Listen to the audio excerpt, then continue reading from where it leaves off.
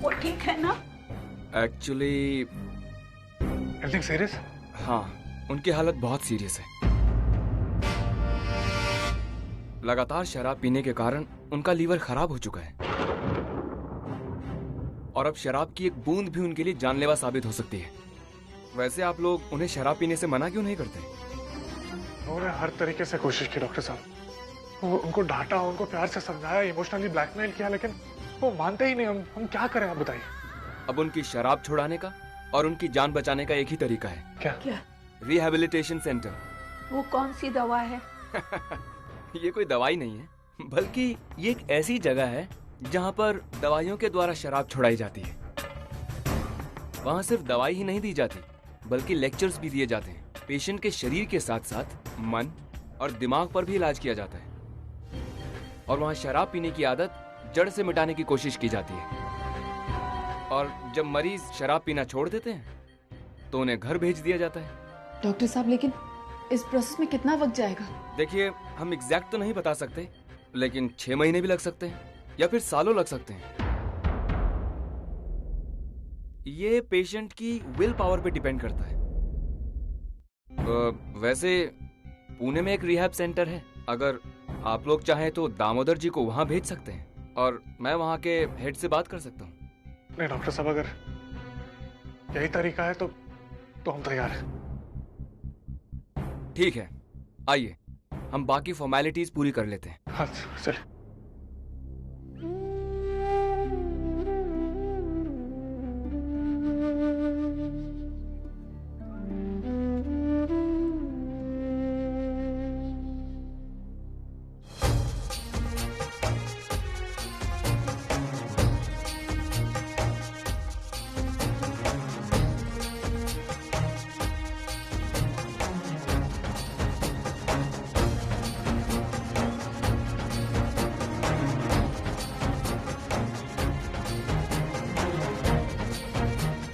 सुलोचना ताई, ये देखा आपने? आपकी फोटो छपी है अखबार में। किसी मानव ने छपवाई है और उसने ये भी लिखवाया है कि वो लोग आपको ढूंढ रहे हैं। आपको आपके घर वाले इतना प्यार करते हैं, फिर भी आप यहाँ। देखिए ताई, हम लोग यहाँ शांति निकेतन में इसलिए हैं कि हमारा वाकई कोई भी नहीं है, और अगर कोई है भी, वो लोग नहीं चाहते कि हम उनकी जिंदगी में इंटरफेयर करें। और फिर आपके परिवार वाले तो आपसे प्यार करते हैं, फिर भी आप यहाँ।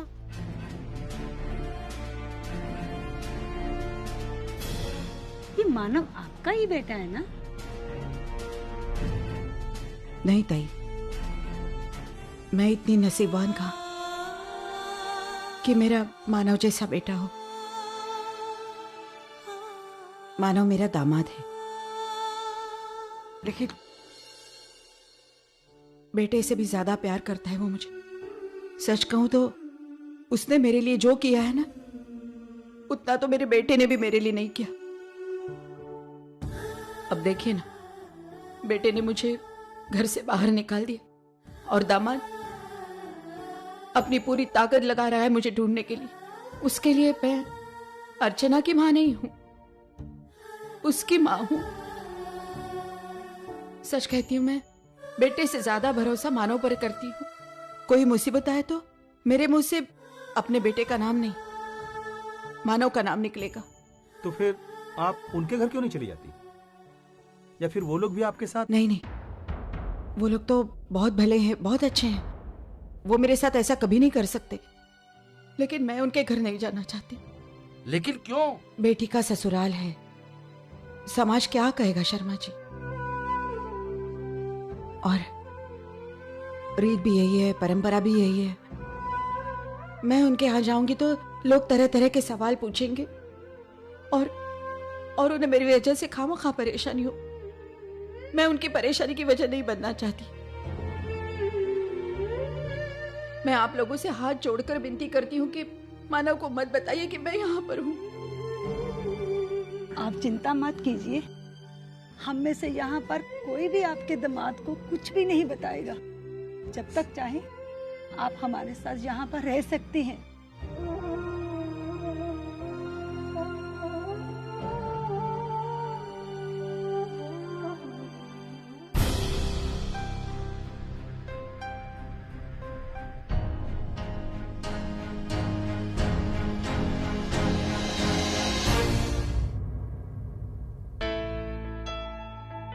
अरे वाह, बड़ा आलीशान महल है हमारे दामोदर पंत के लिए। देखरेख के लिए सिस्टर है, डॉक्टर है, वार्ड बॉय है, सोने के लिए नरम नरम गद्दे हैं। इतना सब होने के बाद कौन भला दारू नहीं पिएगा? सविता। अरे मुझसे इतना तंग आ चुके ना आप, तो मुझे बोलने का था ना, तो मैं मानव को बोल के तुम्हारे लिए एक आलीशान कमरा बनवा लेती थी। उसमें बैठ के हमारे दामोदर महाराज अच्छी तरह दारू पिया करेंगे। हा? क्यों नहीं बोला मुझे? तू क्या बोले जा रही है? मैं क्या इसीलिए थोड़ी ना दारू पीता था। मैं तो दारू के बारे में तुम बोलो ही मत। अभी अभी डॉक्टर ने मुझे बताया दारू के कितने फायदे हैं। नंबर 1, लीवर खराब होता है। नंबर 2, ज्यादा दारू पीने से लीवर सड़ने लगता है, अपना काम करना बंद कर देता है, फिर तुम्हारी कमजोरी बढ़ती है, बाल झड़ जाते हैं और हाँ, खांसते खांसते तुम्हारे फेफड़े बाहर निकल आते हैं। इतने सब फायदे होने के बाद कौन नहीं दारू पिएगा? तू मेरी बीवी है या दुश्मन? इस अवस्था में मेरी सेवा करने के बजाय तू मुझे ताने मारे जा रही हो। ताने मैं जानबूझ के नहीं मार रही हूँ। मैं रोज रोज जो ताने मारती थी, मेरा मतलब ऐसा सोचना था कि ये ताने सुनने के बाद दामोदर महाराज दारू पीना बंद करेंगे, लेकिन नहीं। हमारे दामोदर महाराज है हम नहीं सुधरेंगे प्रोडक्शन के इंचार्ज। वो सुधरते नहीं। मतलब मेरा दामू है ना, दामू की बाल कैसी है, कितनी उसको सीधी करो, फिर जाके वो टेढ़ी की टेढ़ी। हाँ, उठना नहीं, सो के रहे। हाँ, मैं जितना बोल रही हूँ उतना सुनो। अगर असर हो गया तो अच्छा है, नहीं तो आप hospital, nurse, doctor, Ram Ram. हाँ, तू जाना अभी। क्या दारू लाऊं? जाके? हाँ, जाके दारू ला जा। कौन से गुत्ते से लाऊं बताओ?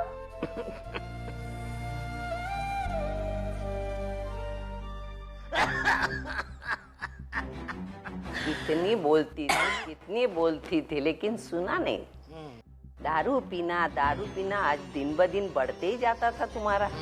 हाँ, मेरे से डरते थे तो अच्छा होता था। डरा नहीं ना इसलिए। अभी झगड़ा मत करो, फिर खांसने लगोगे, फिर मुंह से क्या खून आएगा, मुझे डर लगता है। पानी दे, पानी। हाँ, देती। मानो गला बहुत सूख गया है, थोड़ी सी। आप अब भी शराब पीना चाहते हैं? क्यों अपनी सेहत के साथ खिलवाड़ कर रहे हैं? हाँ, आप नहीं चाहते कि आप ठीक हो जाए, हमारे साथ रहे? बाबा देखिए, आपको अपनों के लिए शराब छोड़ना ही पड़ेगा, या फिर आप हमसे प्यार ही नहीं करते। अरे पगले, मैं तुम लोगों से बहुत प्यार करता हूँ, इसलिए तो अब तक जिंदा हूँ, वरना मैं कब का। अब अरे बेटा, ये शराब तो एक बहाना है अकेलापन दूर करने का। तू काम के लिए बाहर रहता है, अर्चना बच्चों के साथ बिजी रहती है, और तेरी आई वो तो उसके बड़े बड़े कामों में बहुत बहुत बिजी रहती है, और मेरे अपनों के पास मेरे लिए वक्त नहीं है। आप भी देखना, आज कितने दिनों बाद तुम मेरे पास बैठ के मेरे से बातें कर रहा है। मैं बेटे अपनी खुशी के लिए दारू नहीं पीता, ये अकेलापन मुझसे बर्दाश्त नहीं होता, इसलिए मैंने दारू से दोस्ती की है। सही कह रहे बाबा, जो आपकी हालत है उसका जिम्मेदार मैं ही हूं। अपने काम में इतना बिजी हो गया कि आपको वक्त ही नहीं दिया। लेकिन बाबा, मैं आपसे वादा करता हूं, आज के बाद ऐसा नहीं होगा। आप जब कभी एक्सपेक्ट करेंगे कि आपका बेटा आपके साथ हो, मैं हमेशा रहूंगा। बस बाबा, ये शराब पीना छोड़ दो प्लीज। लेकिन अचानक कैसे? मैं हमें पता है बाबा कि आप अचानक शराब पीना नहीं छोड़ सकते, इसलिए हमने डिसाइड किया है कि आपको हम कुछ दिन के लिए रिहैब भेज देंगे।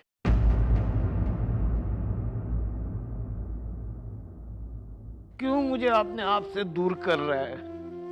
तू तो काम में रहता है, लेकिन कम से कम घर में जब होता है तब मेरी नजरों के सामने तो होता है ना। पर रिहैब सेंटर में भेजकर तो मेरा ये सुख भी छीन रहा है। बाबा, हम आपको अपने आप से बिल्कुल दूर नहीं करना चाहते, बल्कि हम ये चाहते कि आप जल्द से जल्द ठीक हो जाएं और हमारे साथ रहें। लेकिन इसके लिए आपको वहां जाना पड़ेगा ना बाबा। आप जाएंगे ना? अब तुम लोगों ने ठान ही लिए तो मुझे क्यों पूछ रहे हो? ठीक है, जैसा तुम्हें सही लगे वैसा करो।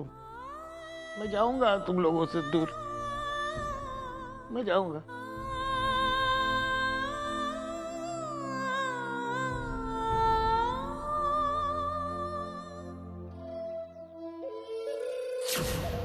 फिलहाल ये पैसे रख लो, बाद में और दूंगा। जैसा मैं कहता हूं वैसा करते जाओ। मानव के प्रोजेक्ट में घटिया से घटिया मटेरियल का इस्तेमाल होना चाहिए। और bill sir? Bill obviously high class material का ही बनेगा। ओके। जब तुमको इतने पैसे दे रहा हूं तो ये पैसे कहीं ना कहीं से तो वसूल करूंगा ही। ये पैसे मैं कंपनी के अकाउंट से वसूल करूंगा। हाँ, लेकिन एक बात का ख्याल रहे, इस बात की किसी को कानो कान खबर नहीं होनी चाहिए। काम बहुत ही सावधानी से होना चाहिए। लेकिन सर, अगर ये मानव को पता चल गया तो? सावधानी बरतेंगे तो किसी को कानो कान खबर नहीं होगी। जैसा मैं कहता हूँ वैसा करते जाओ। ठीक। आई, बाबा के साथ इतना कुछ हो गया और तू मुझे अब बता रही है? कम से कम एक बार फोन तो कर देती मुझे। अरे फोन करना चाहती थी, लेकिन भागा दौड़ी इतनी थी, रह गया। और सच बताओ, तेरे बाबा का रूप देखकर तो मैं बहुत डर गई थी।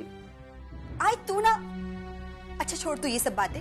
मैं ना अभी किचन का काम निपटा देती हूँ, उसके बाद तेरे साथ मैं अस्पताल चलती हूँ बाबा को देखने के लिए, ठीक है? और सुन, तेरे लिए चाय बनाऊं क्या? चाय भी वो रहने दे, तू पहला काम भी रहने दे। तू पहले तैयार हो। जल्दी तैयार हो जाती हूँ।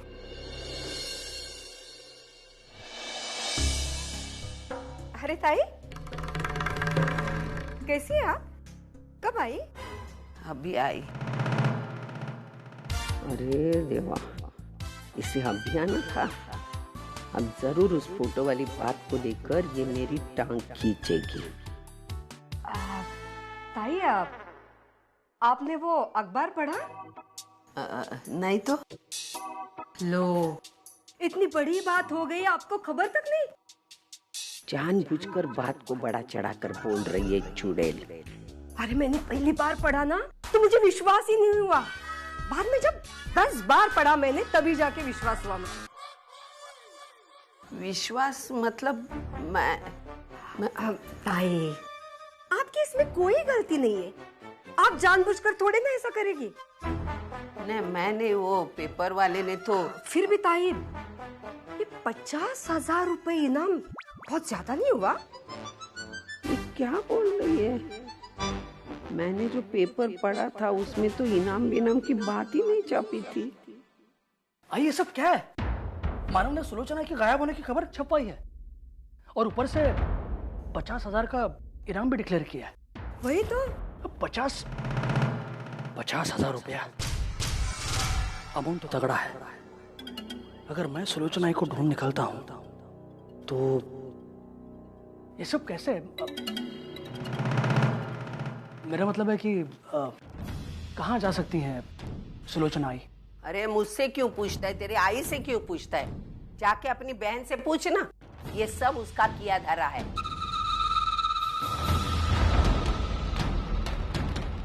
ये आंखें फाड़ फाड़ कर क्यों मेरे तरफ देख रही है? मैं सच्ची तो कह रही हूँ। मुझे मेरे बेटे पे बहुत नाज है। उनके घर का दामाद है, फिर भी बेटे जैसा उनके साथ रहता है। और तुम्हारी बेटी और तेरी बहन उनकी बहू होते हुए भी उनकी बेटी नहीं बन सकी। अरे वंदू, तू हुई कि नहीं तैयार? चल, जाने का है जल्दी हॉस्पिटल में।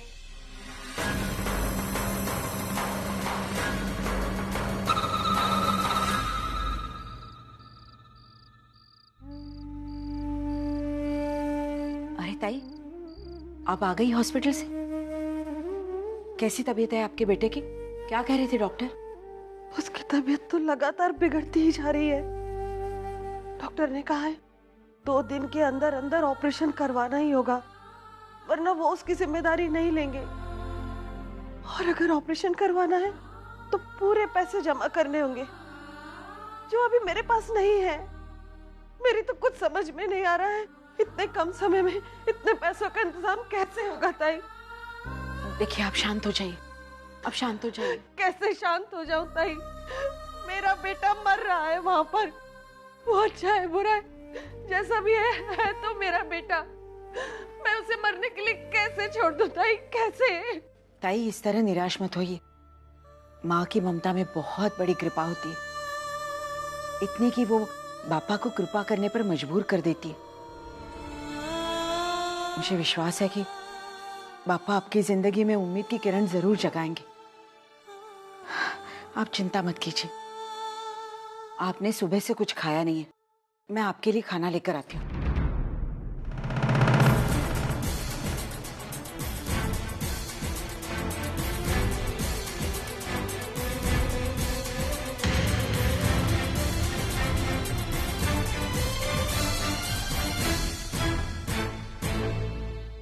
आई का कुछ पता चला? चिंता मत करो अर्चना, सब ठीक हो जाएगा। सविता आई कहीं दिखाई नहीं दे रही? सविता आई वो हॉस्पिटल में है। हॉस्पिटल में? हाँ। क्यों? बाबा हॉस्पिटलाइज है। क्या हुआ पापा को? एक्चुअली आपको तो पता ही है कि बाबा को दारू पीने की आदत है। हमेशा से उनकी तबीयत तो खराब रहती थी, इस बार कुछ ज्यादा ही बिगड़ गई। लेकिन उनके हार्ट और लिवर में बहुत सारी प्रॉब्लम्स हो गई। पता नहीं आशना जी सब क्या हो रहा है। एक तरफ आई का टेंशन, दूसरी तरफ बाबा। ना आई को ठीक से ढूंढ पा रहे, ना बाबा की तरफ ध्यान दे पा रहे। और बच्चे, उनको तो, उन बेचारों के तो इतने हाल हो रहे हैं ना कि पता नहीं। हिम्मत मत हारो अर्चना, अगर तुम हिम्मत हार जाओगी तो मानव का क्या होगा? तुम्हें स्ट्रांग रहकर उसे सपोर्ट करना है।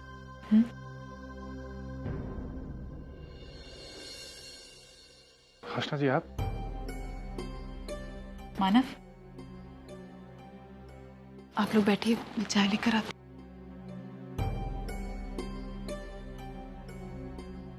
आई के बारे में पूछने आई थी, कुछ पता चला उनके बारे में? अर्चना बता रही थी कि बाबा हॉस्पिटलाइज्ड है। कैसे है वो? अभी तो ठीक है, लेकिन जब तक हॉस्पिटल में है तब तक टेंशन बनी रहेगी। मानव, पता नहीं ये सब इस वक्त कहना ठीक होगा या नहीं, लेकिन मेरे पास और कोई ऑप्शन नहीं है। एक्चुअली बात यह है कि पिछले कुछ दिनों से काम पर से तुम्हारा ध्यान थोड़ा हटता नजर आ रहा है। मानो मैं समझ रही हूँ तुम किस दौर से गुजर रहे हो। इनफैक्ट मैं खुद तुम्हारी मदद करना चाहती हूँ, लेकिन यू नो डीके, काम के मामले में कोई भी चीज़ उनके लिए मायने नहीं रखती, यहाँ तक कि उनकी फैमिली भी नहीं।